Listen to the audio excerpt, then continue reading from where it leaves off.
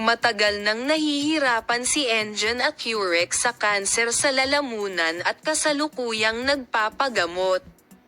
Medyo lumala ang kalagayan ng sikat na aktor, na nagkaroon ng ups and downs sa proseso ng paggamot, nitong mga nakaraang araw. Gayunpaman, ang kanyang biglaang pagkasira sa mga nakaraang araw ay isang malaking pagkabigla sa kanyang pamilya at mga mahal sa buhay.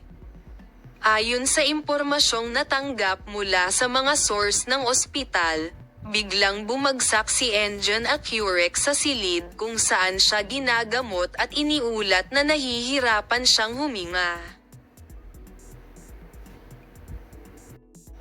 Agad na pumagitna ang mga doktor, ngunit ang biglaang sitwasyong ito ay nagpabagsak sa puso ng lahat.